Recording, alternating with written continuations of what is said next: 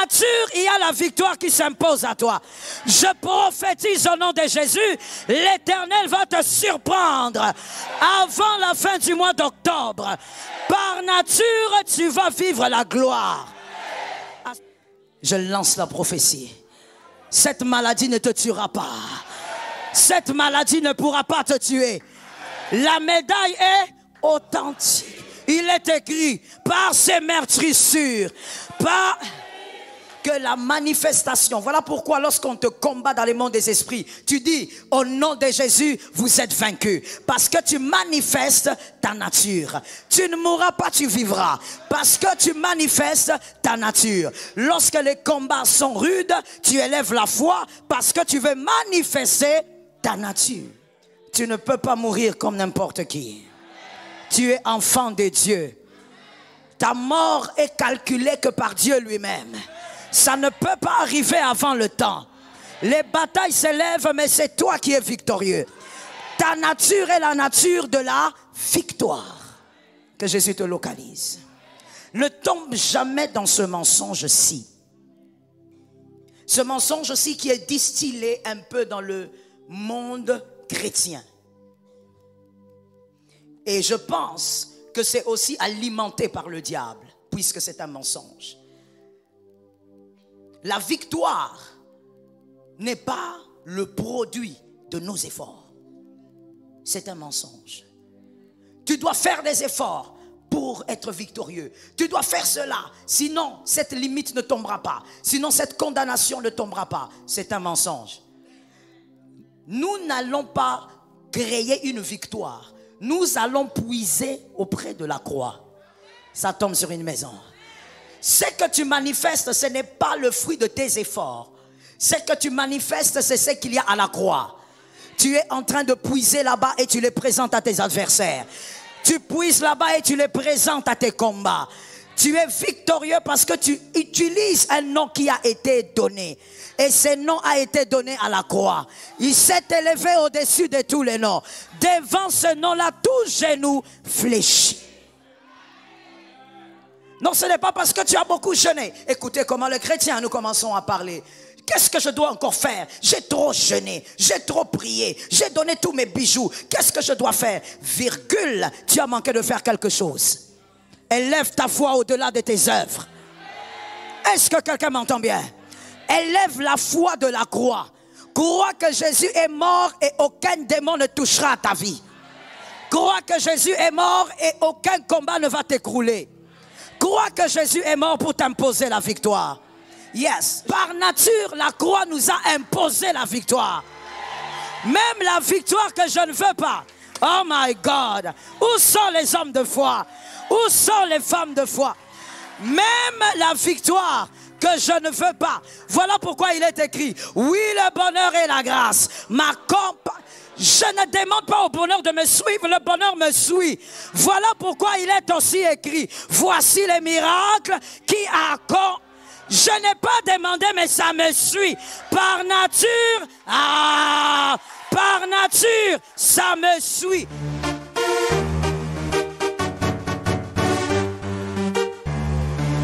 Shalom bien-aimé dans le Seigneur Jésus-Christ. Aujourd'hui la servante de Dieu Joël Gloria Cabassel, pasteur principal de l'église Assemblée évangélique Nouvelle Alliance de Kinshasa, parle des sens de tes victoires. Le livre de Jérémie 1 verset 19, « Ils te combattront, mais ils ne te vaincront pas, car je suis avec toi pour te délivrer, dit l'Éternel », résonne avec ce thème. Ce passage illustre la promesse divine que, bien que les ennemis et les difficultés surgissent sur le chemin, la présence de Dieu est une garantie de délivrance. La croix du Christ est la preuve ultime de cette protection et de cette victoire, car elle symbolise la défaite du péché et de la mort. Par sa mort et sa résurrection, Jésus a remporté la victoire sur toutes les forces qui cherchent à nous gagner. La croix est plus qu'un symbole religieux, elle représente le point culminant de la mission rédemptrice de Jésus. En portant nos péchés, il a brisé les chaînes qui nous liaient, offrant la liberté et la vie éternelle à tous ceux qui croient en lui. C'est pourquoi, même lorsque les chrétiens traversent des difficultés et sont confrontés à l'opposition, ils peuvent s'appuyer sur cette vérité, la victoire est déjà acquise. Christ a triomphé du mal, et cette victoire est partagée avec tous ceux qui sont en lui. Par la croix permet de vaincre la peur et le doute, car elle rappelle que Dieu marche aux côtés de ses enfants, les protégeant de manière invisible mais puissante. Les défis peuvent être nombreux, et les combats parfois intenses, mais ils ne sont jamais définitifs pour ceux qui ont placé leur confiance en Christ. Le soutien divin, la prière et la méditation sur la parole de Dieu deviennent des armes spirituelles essentielles pour tenir ferme. Ainsi, ils te combattront mais ne te vaincront pas, n'est pas seulement une parole d'encouragement, mais une déclaration de foi enracinée dans l'œuvre accomplie par Jésus-Christ. Cela nous rappelle que la vraie bataille se joue au niveau spirituel, et que la croix est la preuve que cette bataille a déjà été remportée. Elle invite chaque croyant à marcher dans cette assurance, à ne pas craindre les oppositions, et à vivre avec la certitude que, quelles que soient les épreuves, la victoire finale leur appartient grâce à l'œuvre de la croix. En Jésus, la victoire n'est pas seulement une possibilité, mais une réalité déjà établie. Abonnez-vous, aimez et partagez afin d'apporter l'évangile de Jésus-Christ aux nations car il y aura plus de joie dans le ciel pour un seul pécheur qui se repent. Que la bénédiction de Dieu soit votre partage dans le nom puissant de Jésus-Christ. Amen. Le sens de tes victoires. Tu peux écrire, évidemment, nous le savons, c'est un campus. On a des carnets et on a des Bibles. Tu peux écrire le sens de mes victoires, le sens de tes victoires ou l'essence des victoires. L'essence, au pluriel, de tes victoires. Toutes les 2 semaines, on a parlé des sens de victoire, des batailles, des adversités et des victoires, évidemment. Quel est le sens? Merci d'écrire. On ne vit pas pour vaincre. On ne vit pas pour vaincre. On vit parce qu'on a vaincu. Si on est vivant, c'est parce qu'on a vaincu. Et quand je dis vivant, je dis si on est vivant en Christ.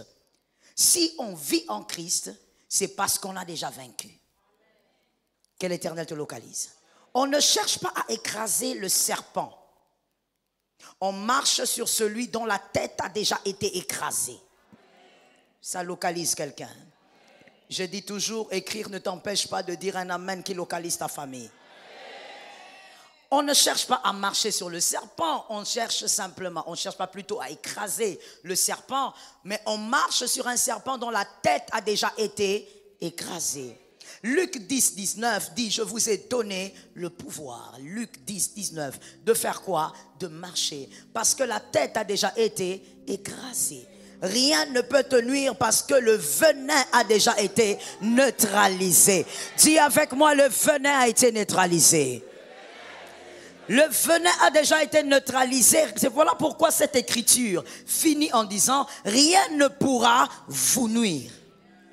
Ce qui devait vous nuire à l'intérieur du serpent ancien a déjà été neutralisé.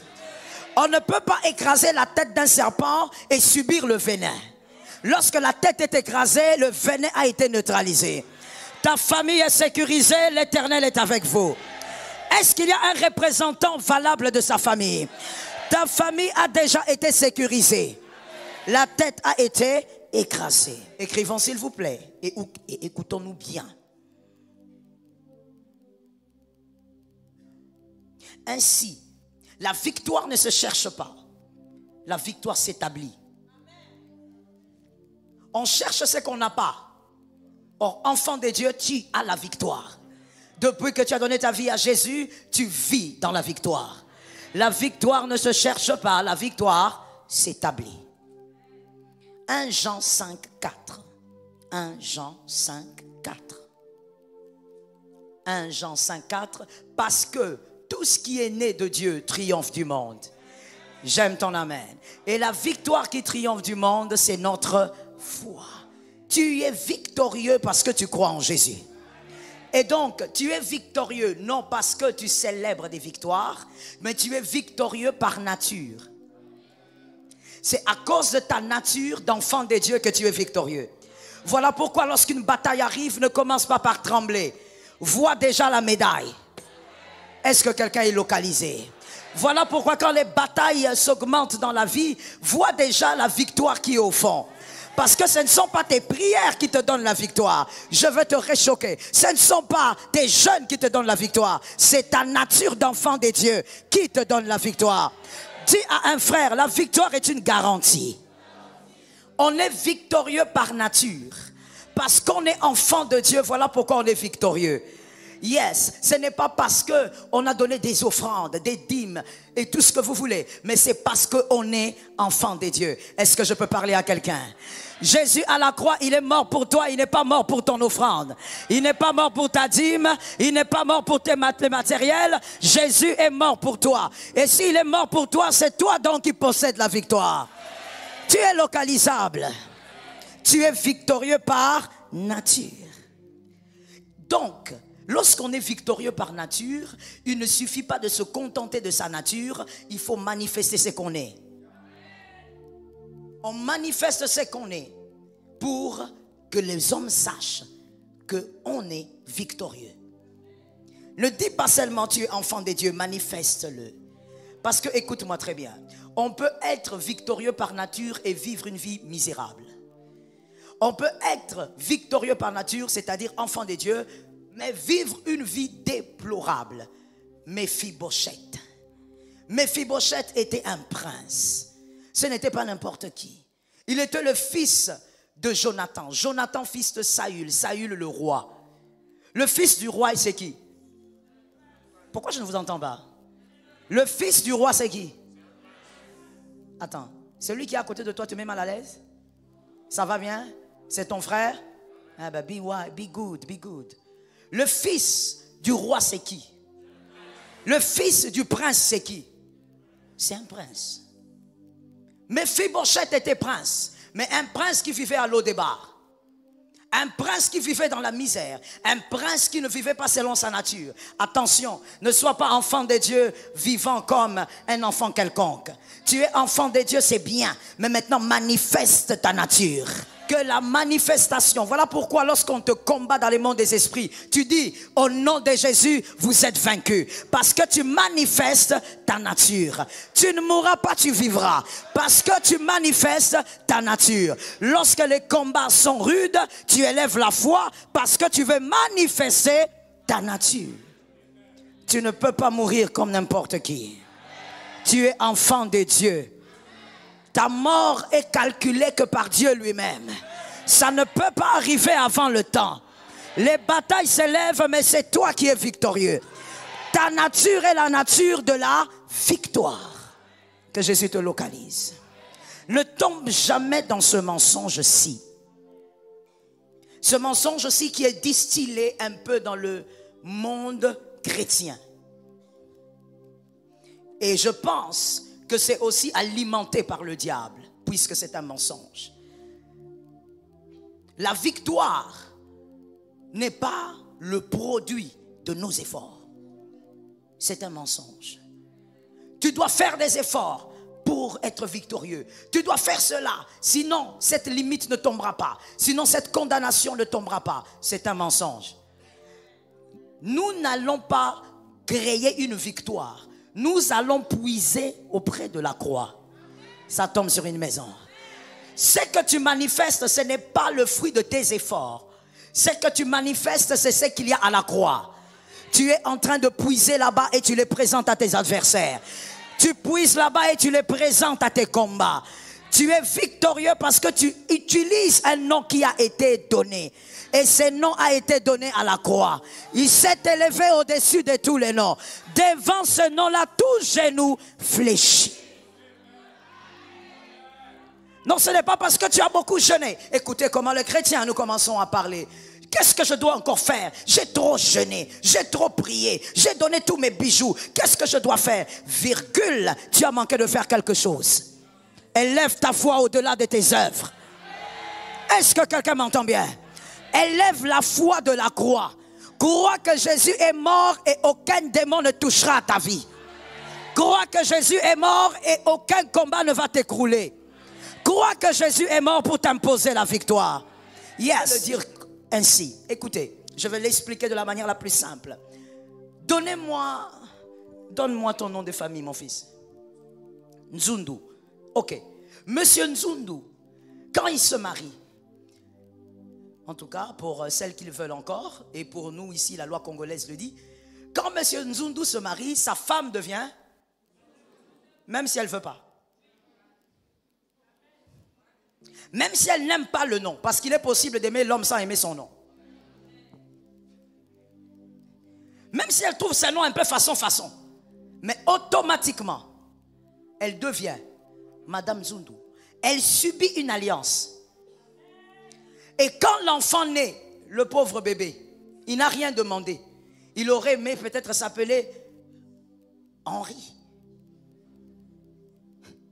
Mais quand il naît, peu importe son prénom, le nom qui va s'attacher à lui pour toute la vie, Nzundu. A-t-il choisi le nom? Non. Pourquoi il a le nom? Par sa nature. Qui est-il? Le fils de Nzundu. Par nature, la croix nous a imposé la victoire. Même la victoire que je ne veux pas. Oh my God. Où sont les hommes de foi? Où sont les femmes de foi? Même la victoire que je ne veux pas. Voilà pourquoi il est écrit, oui, le bonheur et la grâce m'accompagnent. Je ne demande pas au bonheur de me suivre, le bonheur me suit. Voilà pourquoi il est aussi écrit, voici les miracles qui accompagnent. Je n'ai pas demandé, mais ça me suit. Par nature, par nature, ça me suit. Par nature, ça me dit à 5 personnes, ces choses sont obligées de me suivre. Par nature, Madame Colonel, par nature, il y a des choses qui s'attachent à vous. Tu n'as pas demandé la victoire dans le songe, mais l'ange vient. Pourquoi? Tu es en train de subir quelque chose. Depuis que tu as dit à Jésus, viens dans ma vie, il t'a donné sa nature. Il y a même des anges qui te délivrent alors que tu n'as pas demandé. Par nature, il y a la victoire qui s'impose à toi. Je prophétise au nom de Jésus, l'Éternel va te surprendre avant la fin du mois d'octobre. Par nature, tu vas vivre la gloire. C'est toi avec ta prophétie. Par nature, il y a des choses qui s'attachent à vous. Non, comment tu sais que tu vivras des bonnes choses? Par nature.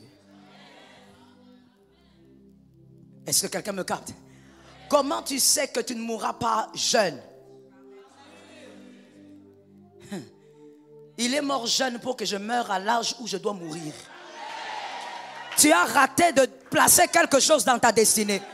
Je répète, il est mort jeune pour que toi tu meurs à l'âge où tu dois mourir. Est-ce que quelqu'un m'a capté? Tout est accompli. Jean 19, 30. Écris-moi ça s'il te plaît. Jean 19, 30. Tout est accompli.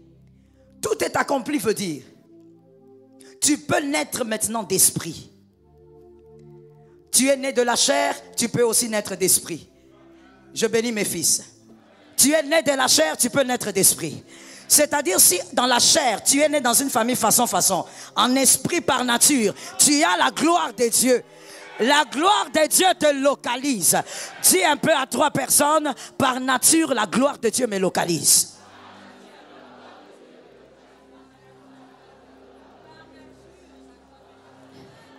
Ça te localise. Quelqu'un a donné un amen. Tout est accompli, c'est-à-dire aussi, tu es capable de naître de nouveau. Ce qui n'a pas marché dans la famille naturelle, biologique, l'Éternel va rembourser par la naissance de l'esprit. Là où dans la famille naturelle on veut te faire du mal, la famille de l'esprit, le ciel, l'Éternel ainsi que son armée t'accorde la victoire au nom de Jésus. Il y a quelqu'un qui dit, oh ma famille elle est un peu bizarre, regardez dans quoi je suis sorti. Tu as aussi une deuxième naissance. Il y a une deuxième possibilité. Ce n'est pas encore terminé. Oh, dans la nature, dans la famille naturelle, tout le monde a le cancer. Toi, tu as une deuxième possibilité. La deuxième naissance te permet d'entrer dans une famille là où la maladie est guérie au nom de Jésus. Tout est accompli. Ça veut aussi dire, tu peux vivre éternellement avec Jésus-Christ. Tout ne se termine pas sur la terre, mon frère. Voilà pourquoi ne cours pas derrière le matériel plus que le Christ. Cours derrière le Christ, le matériel te suivra. Car l'éternité existe. La fin de toute vie existe. Et pour l'éternité, tu pourras vivre avec Jésus.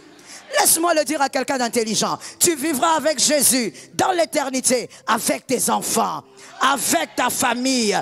Que ta famille, que les membres de ta famille n'aillent pas en enfer. Qui a donné un amen conséquent? Que ton fils n'aille pas en enfer. Tu ne dois pas bourrer ton fils de lait de qualité, d'école chère. Tu le mets à Sorbonne, c'est bien. Mais le ciel, qui ne rate pas le ciel. Au-delà de tout ça, qu'il ne rate pas le ciel. Tout est accompli. Veut aussi dire, troisièmement, tu peux brandir les médailles des combats que tu n'as jamais livrés. We thank the Lord. Tu peux brandir des médailles, des combats que tu n'as jamais livrés. Tu n'as jamais livré ces combats, mais tu brandis la médaille. Quel est le sens de ces choses? Tu brandis la médaille. Que Jésus te donne la victoire. Monsieur, s'il vous plaît, venez. Oui, vous. Vous avez une belle cravate. Tenez-vous debout là, s'il vous plaît. Regardez le peuple. Merci. Arish, tiens-toi devant lui. Merci. Attrape ça. Tiens-toi devant lui, regarde le peuple. Non, Arish, devant, regarde le peuple. Merci. Et donc, le monsieur en bleu, le bel homme en bleu là, c'est toi. Est-ce qu'on se capte? Le bel homme en blanc, c'est Jésus. Arish, élève le mouchoir. Tu es en train de brandir des médailles pour des victoires que toi, tu n'as jamais livrées. Est-ce que quelqu'un me capte quelque part? Est-ce qu'on me capte bien? Tu es en train de brandir des médailles pour des combats que tu n'as pas livrés. Tu te tiens devant les batailles de famille. Les démons générationnels qui a dominé ta famille depuis 7 générations. Il est là depuis 7 générations. Parce que l'un de tes aïeuls l'avait pactisé avec lui. Quand il vient maintenant vers toi, toi tu nais à une certaine date. Quand tu nais dans cette famille, tu trouves ce combat. Tu trouves cette condamnation. Tous tes frères sont dedans. Toutes tes sœurs sont dedans. Tu lèves la médaille en disant, moi je ne suis pas condamné. Les démons te regardent. Les démons te disent, je vois la médaille. Mais à quel moment on s'est battu? Et toi tu diras, regarde derrière. Jésus a livré des batailles pour toi. Toi tu récupères les médailles. Où sont les enfants de Dieu? Jésus a combattu. Toi récolte les médailles. Que quelqu'un me dise, la foi est précieuse. Mon frère, ne joue pas avec la foi. La foi te permet de récolter les médailles. Jésus, c'est lui qui est mort pour que tes enfants ne meurent pas tôt. Toi, tu brandis la médaille. Est-ce que quelqu'un me capte? Le monde des ténèbres est bouleversé. Comment ça se fait qu'il a une médaille, mais on ne se rappelle pas du combat? Le combat s'est livré autrefois. Et celui qui a livré le combat, celui-là a pris la place de tout le monde. Gloire à Jésus. Quelqu'un lève sa main droite en disant, il a pris ma place. Il a pris la place de tout le monde. Ce qui fait que tu brandis la médaille, mais le monsieur qui te combat ne comprend pas. Il ne se rappelle pas quand tu as eu le combat, mais il voit. Dis ça à quelqu'un. Écoute. Mais il voit que la médaille est authentique. Est-ce que quelqu'un m'entend? Bon, pour les footballeurs, on se regarde ici. Lorsque le diable vient, le démon générationnel vient avec la condamnation. Mon frère, chaque famille a ses condamnations. Je ne connais pas les vôtres. Toi, pense à vos condamnations. Quand il s'avance, et toi, monsieur Arish, lève bien, brandis la médaille. Tu brandis la médaille. Comme quoi, il n'y a pas combat. La bataille est terminée et j'ai gagné. Mais quand il regarde, il dit, je ne comprends pas ça.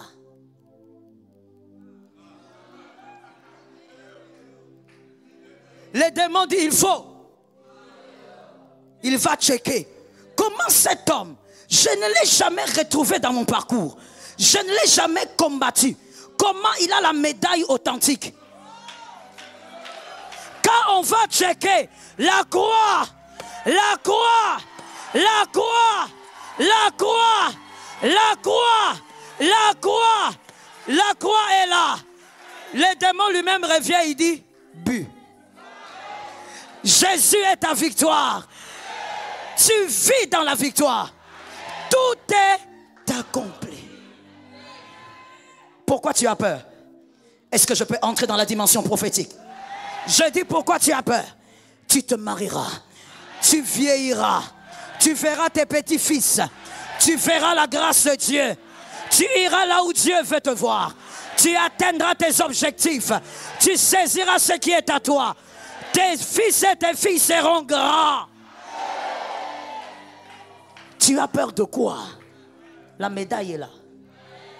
Elle est authentique. Elle est véritable. Il a déjà gagné tout ça. Il a vaincu l'humiliation. Il a vaincu les limites. Il a vaincu les condamnations. Il a vaincu tout ce qui pouvait t'écraser. La médaille est authentique. Aide-moi à regarder quelqu'un, dis-lui, c'est authentique. Je lance la prophétie. Cette maladie ne te tuera pas. Cette maladie ne pourra pas te tuer. La médaille est authentique. Il est écrit par ces meurtrissures, par... Listen to me, listen to me. Où sont les hommes de foi? Écoute-moi. Jésus, Monsieur Trésor, Jésus est crucifié avec deux hommes, à gauche et à droite. Mais l'Écriture ne dit nulle part que ces deux hommes étaient flagellés. Les hommes intelligents ont compris? L'Écriture ne dit nulle part que ces deux hommes ont subi les flagellations telles que Jésus les avait subies. Pourquoi? Parce que si on flagelle ton voisin, tu ne gagnes rien. Si on flagelle celui qui est à tes côtés, tu ne gagnes rien. Mais Jésus, on ne le flagellait pas. Les Romains croyaient qu'il est flagellé pour le punir. Alors qu'il est flagellé pour créer le chemin de ta guérison, le chemin de ta victoire, le chemin de ta paix. My God, autant de blessures, autant de victoires. Est-ce que quelqu'un m'entend bien? Autant de stigmates, autant de victoires. Ton cancer est dans les stigmates de Jésus. Cette maladie est dans les stigmates. Tu es guéri. Assieds-toi avec ta grâce. L'Éternel est de ton côté. Les médailles pour lesquelles tu n'as pas combattu. Mais très authentique. Quand tous les démons regardent, ils disent, la bataille a eu lieu. Et il a gagné la guerre. Jésus est avec toi.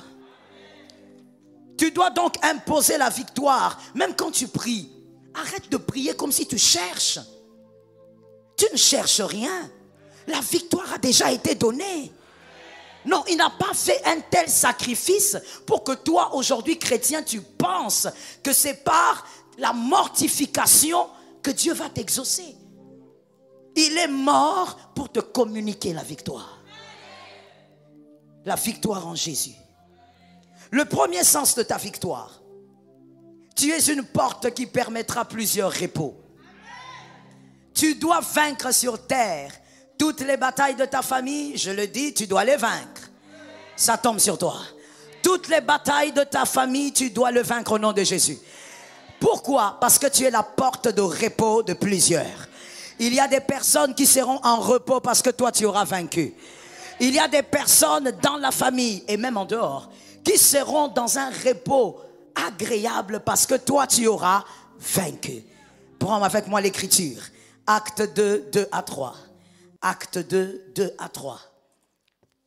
Acte 2, 2 à 3. La Bible dit, tout à coup, il vint du ciel un bruit comme celui d'un vent impétueux. Et il remplit toute la maison où ils étaient assis. Le 3. Ceux qui peuvent lire, on lit ensemble. 1, 2, 3. Des langues semblables, des langues de feu, leur séparées et se posèrent. Écoute-moi bien. La Bible dit, les langues de feu étaient sur les apôtres et sur toutes les personnes qui étaient dans la chambre haute. Merci les fils, soyez bénis. Vous pouvez rentrer. Il y avait des langues de feu sur chacune des têtes. On est d'accord avec? Est-ce qu'on l'a bien lu? Que quelqu'un me dise l'écriture est l'absolu. Tous dans la chambre haute, chacun avait sa langue de feu. C'est-à-dire sa visitation personnelle et privée. On est d'accord? Mais pour que le repos communautaire arrive, la visitation communautaire arrive, il faut Jean 20, 17 à 18. Jean 20, 17 à 18. Jean 20, 17, Jésus lui dit, ne me touche pas, car je ne suis pas encore monté vers mon Père, mais va trouver mes frères et dis-leur que je monte vers mon Père et votre Père, vers mon Dieu et votre Dieu. 18. Marie de Magdala alla annoncer aux disciples qu'elle avait vu le Seigneur, qu'il lui avait dit ces choses. Avant que la langue de feu ne soit déposée sur les têtes de tous, il faut que quelqu'un parle. Oh oui, ils étaient déjà dans la peur, ils étaient dans l'angoisse. Mais à cause de cette femme, ils se sont dit, il y a peut-être quelque chose qui a commencé. Le repos arrivera à plusieurs, mais quelqu'un doit commencer. Ça tombe sur ta famille. Let me tell you, laisse-moi te rappeler ce que tu sais. Est-ce que tu sais que Amen veut dire qu'il en soit ainsi? D'accord, Amen veut dire que la chose est ainsi. En d'autres termes, Amen veut dire ça doit arriver. Donc quand tu dis Amen, tu dois savoir que tu n'es pas en train de dire quelque chose de comme un slogan chrétien. Non, c'est pas un slogan. Non, c'est un pouvoir que tu places sur ta destinée. On va faire un exercice. Quand je veux dire tu es béni, toi tu diras que ça vienne dans ma vie. Tu es béni.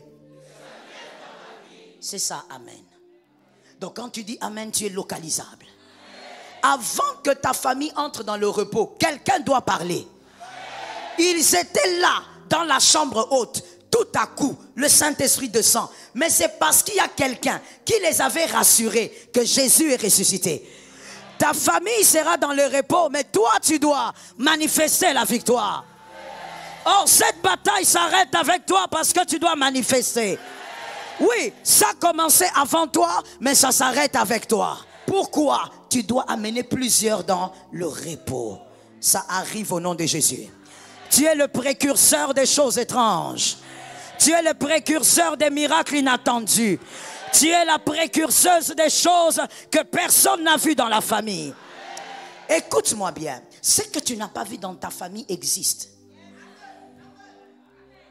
Mais voici le problème. La chose qui existe attend le porteur qui a la bonne taille. Est-ce que tu me captes? Le miracle, le témoignage, les belles choses que tu n'as pas encore vues dans ta famille depuis ta naissance. Même ton papa t'a dit, il n'a jamais vécu ça. Ta mère aussi, c'est dans la famille. Mais le miracle attend de porter la personne qui a la taille convenable. Et moi, je crois au nom de Jésus qu'il s'agit de quelqu'un ici. Tu dois faire arriver ce miracle dans la famille. Il y a des gens qui ne croient pas que Jésus peut protéger dans la sanctification. Tu dois démontrer aux hommes et aux femmes que Jésus peut garder dans la sanctification. Il y a des gens qui ne croient pas qu'il est possible de se marier et d'être en paix. Tout le monde dit, oh, ce sont des gens qui font semblant. Tu dois démontrer à ta famille et au monde qu'avec Jésus, c'est possible. Il y a des gens, Marazaka, qui ne croient pas que tu peux être promu, monter, sans toucher au gris-gris. Il faut que toi, tu montres aux hommes que cela est possible. Ça localise quelqu'un. C'est possible. Tu dois vivre les victoires parce que tu es le précurseur des choses glorieuses que Jésus a prévues dans la famille. Deuxièmement, le sens de ta victoire. Tu es le prototype de la gloire après la vallée. Ça tombe sur toi. Tu es le prototype de la gloire après la vallée. Dieu éprouve, Dieu permet les combats, Dieu permet à l'ennemi de nous combattre également. Mais voici ce qui est merveilleux. Quand on commence la bataille et qu'on la finit bien, on ne finit jamais tel qu'on avait commencé. On n'est plus jamais la même personne. Et je dis positivement. On avait commencé, c'était difficile. Mais si on reste avec le Seigneur, quand on sort de la vallée, l'homme qu'on devient, ce n'est pas l'homme qu'on a été. On devient un homme de foi. On devient un homme de confiance. On arrête de pleurer à tout bout de champ. Parce qu'on a découvert que quand les hommes abandonnent, Jésus est là.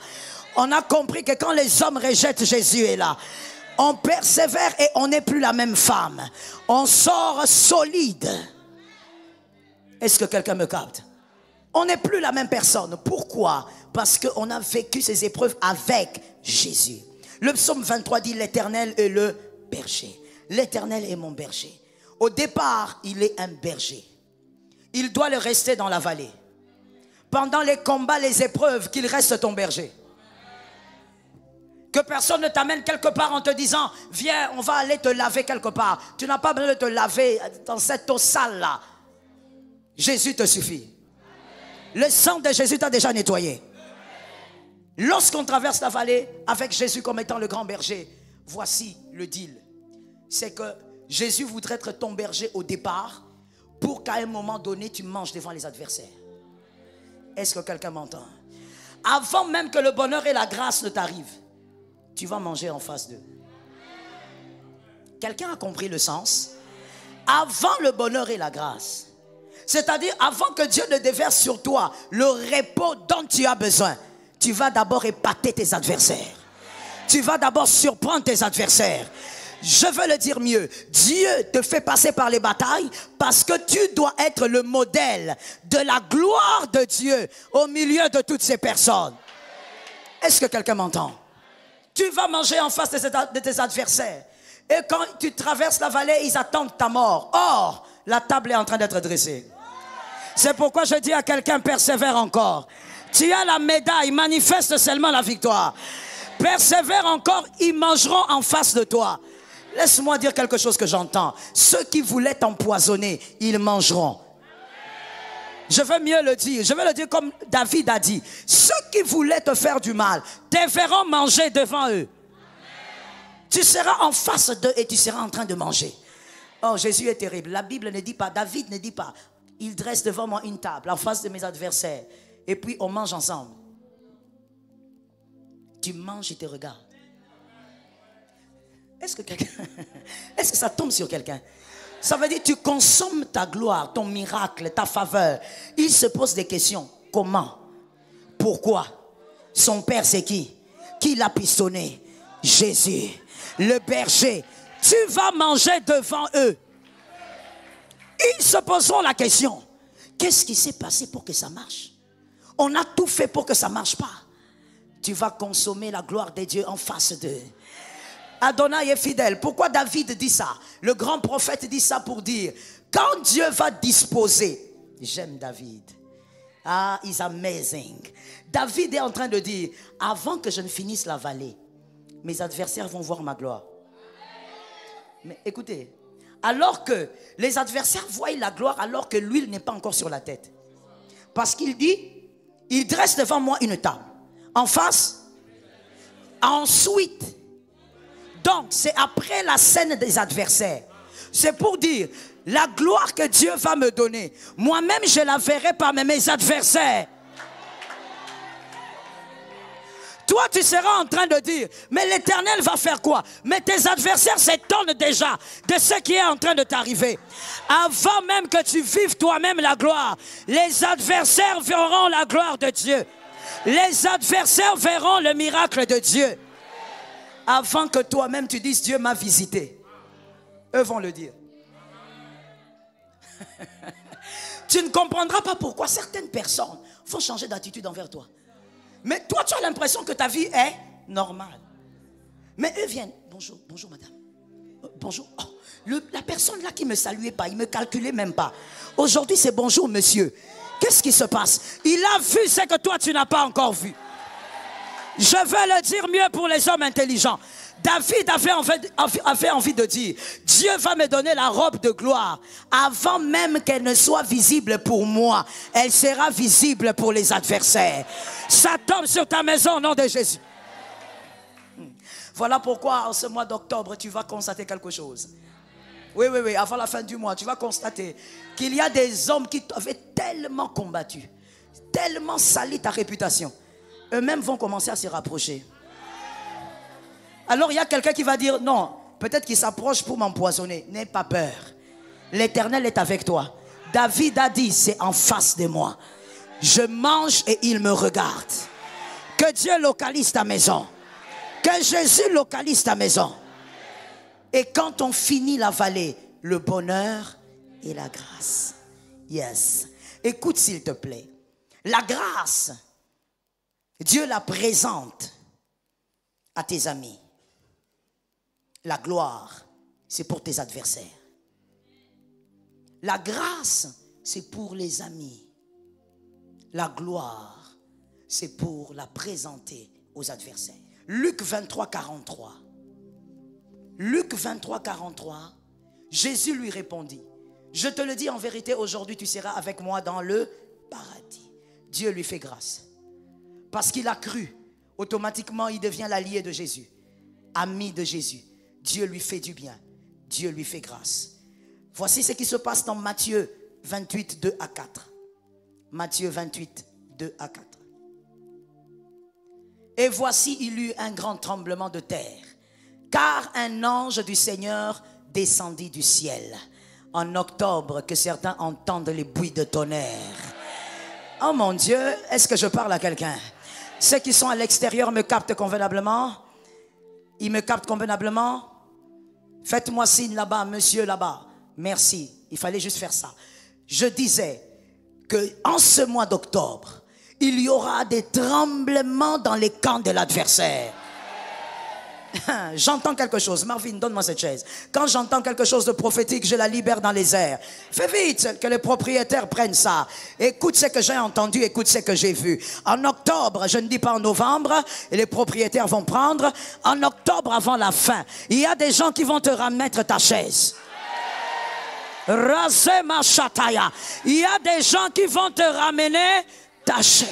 Ils vont te dire la chose là. On t'a combattu, mais c'était pour toi. Prends. On t'avait arraché, mais prends.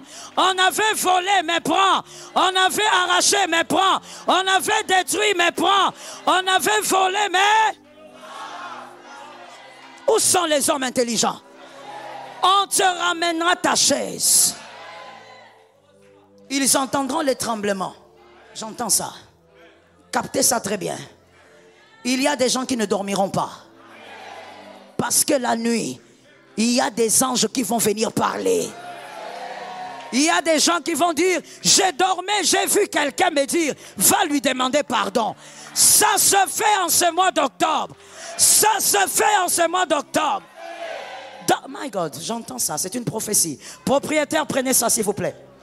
J'entends, on me dit, il y a des orphelins dont on avait fait beaucoup de mal à la mort de leur père. J'entends, on me dit, on va venir vous remettre vos histoires. Écoute-moi bien, c'est une prophétie. En cette année, on viendra vous remettre vos histoires. Il y a des tantes, il y a des oncles qui vont venir dire, écoutez, on a déjà utilisé ça, mais ça, récupérez ça. Parce que nous ne dormons pas. Ça tombe sur toi au nom de Jésus. Qui a récupéré sa chaise? Qui a récupéré sa chaise? Laisse-moi, je sens l'atmosphère un peu étrange. Je prophétise au nom de Jésus. Cette chaise te sera donnée. Ils l'ont arraché, ça fait 2 ans, ils vont remettre. Ça fait 5 ans, ils vont remettre. Ça fait 6 ans, ils vont remettre. Ce qui est à toi te revient. Possède ta chaise. Marazaya, oui j'entends que les parents intelligents possèdent les chaises de leurs enfants. Ils vont te rendre la chaise de tes enfants. Peut-être qu'il y a un mal que tu n'as pas encore vu, mais qu'ils avaient déjà pris dans le monde des esprits. Aujourd'hui, je déclare au nom de Jésus, ils rendent la chaise de tes enfants. Ils te donnent ta chaise. Assieds-toi avec ça, c'est pour toi. Personne ne va te l'arracher. Quelqu'un m'a dit, la chose est terminée. Dans cette écriture, on dit, l'ange est descendu parce qu'il devait rouler la pierre. Il y a un temps où vous avez traumatisé leur maître parce qu'il devait mourir pour les hommes, mais quand le 3e jour est accompli, l'ange descend. Sans invitation, il descend. Ce qui a tourmenté la famille, l'ange va trancher cette année. Tu as amené ça auprès des hommes. Les hommes ont été corrompus. Maintenant, l'ange va trancher. Dans cette affaire, l'ange va intervenir. La Bible dit quand il est descendu, il vint rouler la pierre de Jésus. Là où était le corps, il roule la pierre. Mais quand lui, il roule la pierre, quelque chose se passe pour les adversaires. Donnez-moi le 3. Non, donnez-moi le 2 alors. Si vous étiez au 1, vous me donnez le 2. Et voici, il eut... Non, 3. Merci. Son aspect était comme l'éclair. Son aspect est comme l'éclair. Mais vous savez qui a dû définir ça? Ce sont forcément les soldats qui étaient là. Parce que là, il n'y avait pas de disciples. Il n'y avait que des soldats romains. Forcément, l'un d'entre eux avait parlé. Son éclat comme l'éclair. Alors que il y a quelqu'un d'autre aussi qui a vu un ange. Cet homme-là aussi était dans des batailles. Il était dans des combats terribles. Et il n'avait pas encore vaincu. Il voit un homme s'avancer. Et il dit à cet homme, es-tu avec nous ou contre nous? Josué. Mais Josué ne dit pas qu'il a eu peur de l'ange. Parce qu'avec les amis, c'est la grâce. Avec les adversaires, c'est la gloire. Et son vêtement était blanc comme neige. 4. Les gardes tremblèrent et devinrent comme... Ils sont tombés. Avec les adversaires, Dieu impose la gloire. Avec les amis, il fait grâce. Je dis les adversaires de ta famille, cette année, ils vivront la gloire. Ils se poseront des questions. Est-ce que... My God, j'ai envie de communiquer ça à quelqu'un, je ne sais pas comment le faire. Mais c'est le seul moyen que Dieu m'a donné pour communiquer. Alors je dis ceci à quelqu'un. Il y a des adversaires dans ta famille, on parle de la famille, qui diront, est-ce que ce qui arrive à notre frère, c'est toujours Dieu?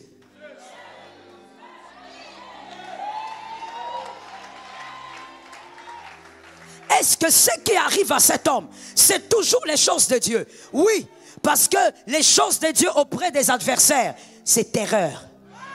Ça traumatise. Mais auprès des amis, c'est la faveur.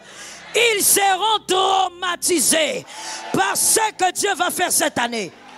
Ils vont se demander, à côté, traduction, ils sont entrés où? Il est entré où? Elle est entrée. Voici la réponse. Tu vas lui dire, réponse made, pasteur Joël. Il est entré chez Jésus. Il a été impacté par Jésus. Comme l'être humain pense toujours que ce que Dieu donne est faible. C'est ce que le diable donne qui est impressionnant. Alors regarde, puisque Dieu sait que ça se passe comme ça sur la terre, Dieu le sait. Voilà pourquoi, ce que Dieu va te donner, il va doubler l'œuvre du diable.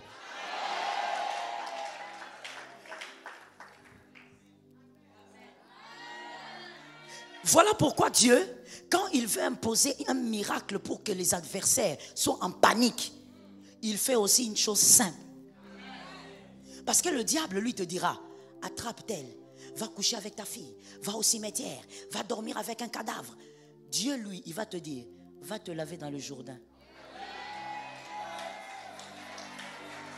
Au point où tu vas toi-même aller dans le Jourdain. Non, pas toi, tes adversaires. Ils vont aller dans le Jourdain. Ils vont regarder l'eau. Ils vont toucher. Oh, c'est seulement ça. C'est seulement ça qui a changé sa vie. Ça tombe sur toi au nom de Jésus. Cette année, ils seront étonnés de le voir. Tu vas passer sur un chemin jamais utilisé. Donne-moi un amen. Tu vas passer sur des voies jamais utilisées. Dieu va les étonner. Parce que Dieu, il est le Dieu qui aime distiller la gloire. Assieds-toi avec ta grâce. La gloire de Dieu va se manifester au-delà de tes épreuves. Que Jésus soit glorifié. La taille de tes épreuves était peut-être grande, mais ce que Dieu va faire, rien à voir avec ce que tu as vécu. La bataille, alléluia. Tu as vécu certaines batailles seul, mais tu vas libérer plusieurs. Je veux mieux le dire. Pasteur Marianne vient derrière moi. Shakaya Razikaya. Marvin, viens derrière moi. Shamaya Mama. Je veux mieux le dire. Pour un homme intelligent. Soyez derrière moi, côte à côte. Vous êtes côte à côte? All right. J'étais en train de dire, parce que c'est là que l'avion est en train d'atterrir. J'étais en train de dire qu'en ce mois d'octobre, parce que c'est comme ça, la foi se démontre. On ne va pas dire cette année, un jour peut enfanter un miracle. En ce mois d'octobre, puisque Dieu nous a connectés à cette parole, toi, Marvin, tu n'es pas côte à côte. You have to be here. Yes. Il y a de la gloire que Dieu va donner à ta destinée pour montrer à tes adversaires dans la famille que tout ce que tu faisais tout ce temps n'était pas vain.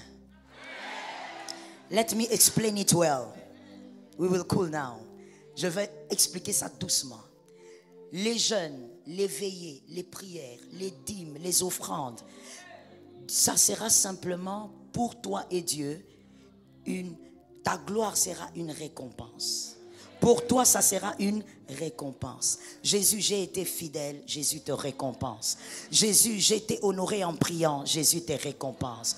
Mais devant tes adversaires, c'est que Dieu va te donner comme gloire. Voici le point de cet enseignement. Cette gloire, lorsque tu vas passer par la gloire, tu brises la prison, tu passes. Quand tu brises la prison, tu passes ou tu passes pas? Je recommence. Quand tu brises la prison, tu passes ou tu passes pas? Voilà pourquoi je dis à quelqu'un, ne sois pas le sorcier de ta famille. Fais tomber cette condamnation. Fais tomber ces limites-là. Non, non, ne dis pas, j'ai trouvé ça depuis des années. Tu as trouvé, laisse-moi te dire, la condamnation t'attendait. Les hommes intelligents sont là. La condamnation t'attendait. Des fois, j'entends dans les batailles de boxe, il y a certains boxeurs très fiers. Quand on lui dit, tu vas combattre avec tel, il dit non. Lui, il ne fait pas mon poids. Moi, trouvez-moi tel. Ça veut dire le boxeur peut choisir son adversaire. Parce qu'il connaît sa force des frappes. La condamnation t'attendait. Parce que la condamnation a vu que celui-là, au moins, c'est un poids lourd.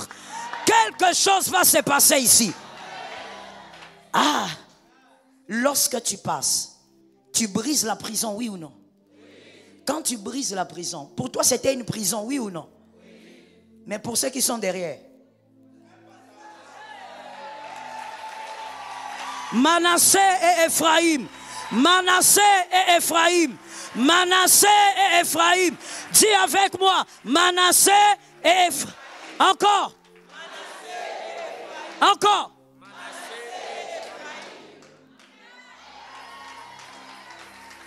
Lorsque tu dis, j'ai tellement souffert, je n'en peux plus. S'il te plaît, tiens encore. Encore un peu de temps. Encore un peu de prière. Ça va se briser. Manassé n'entrera jamais en prison. Ephraïm n'entrera jamais. Est-ce que quelqu'un m'entend bien? Ces deux-là, quand on va les raconter la prison, ils ne savent pas de quoi on parle.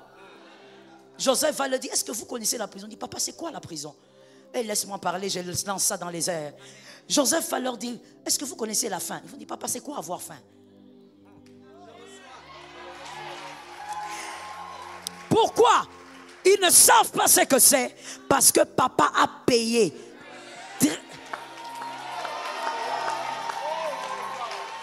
Tu dois payer le prix. Tu dois payer le prix. Avance encore. Ne te décourage pas.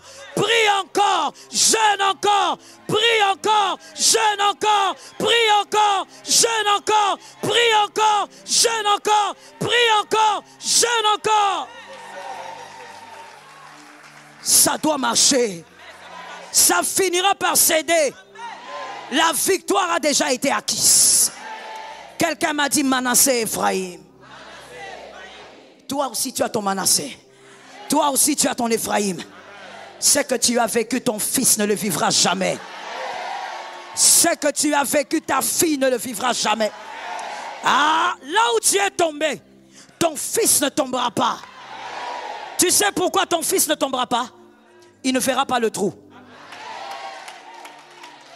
Le fait de vaincre, tu vas placer un béton. Ton fils va passer, ta fille va passer. Paye le prix. Si quelqu'un te dit tu pries beaucoup, dis-lui, tu ne sais pas de quoi tu parles. Yes. Localise-moi quelqu'un, dis-lui, je suis en train de payer un prix. Quand quelqu'un te dit, écoute-toi tout le temps à l'église, tu ne sais pas de quoi tu parles. La qualité de la destinée définit la bataille qui intervient. La qualité de la destinée définit également, my Jesus, comment les choses glorieuses vont s'imposer. Je finis en disant ceci, écoute-moi. Garde seulement la position que tu as, c'est la foi. Écoute-moi. Toute lenteur n'est pas malédiction. Toute lenteur n'est pas inconscience. Des fois, c'est la qualité. Je bénis la qualité de ta destinée. Je bénis la qualité de tes enfants. Je bénis la qualité de ton année. À cause de la qualité de ta destinée, certaines choses vont venir doucement. Mais c'est question de qualité. Certaines choses vont arriver lentement, mais c'est question de qualité. Regarde un voisin, dis-lui, avec moi c'est une affaire de qualité. Acclame le Saint-Esprit. Si tu es là, tu acclames le Saint-Esprit. Où sont les hommes de foi? On acclame le Saint-Esprit. Jésus n'est pas un homme. Lève ta main droite s'il te plaît. Prophétise avec moi. Nous sommes en prière pour ceux qui ont compris. Prophétise aujourd'hui, à moins que le Saint-Esprit le décide autrement. 2 déclarations prophétiques sur nos vies. La première répète ceci. Au nom de Jésus-Christ, par la force du Saint-Esprit, ma vie ne sera plus la même. J'ai reçu l'onction pour un grand changement. J'appelle au nom de Jésus le changement dans ma vie, dans ce domaine qui est statique. J'invite le changement. J'invite le changement. Au nom de Jésus, prophétise. Marazekaya bosh. Marazaya baba baba. Rezaya mansakaya babos. Rizaya manshaya. Appelle le changement. Invite le changement. Dans un domaine précis. Crois que Jésus est fidèle. Jésus peut le faire. Jésus peut le faire.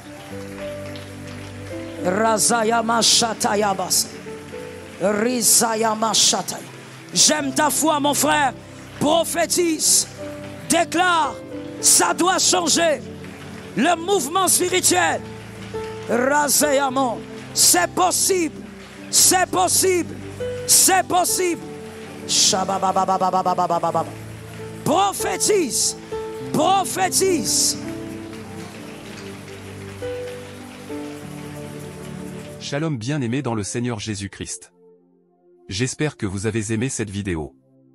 Abonnez-vous et partagez pour porter l'évangile de Jésus-Christ aux nations, car il y aura plus de joie dans le ciel pour un seul pécheur qui se repent. Merci de faire partie de notre famille Wonderful Jésus-Christ.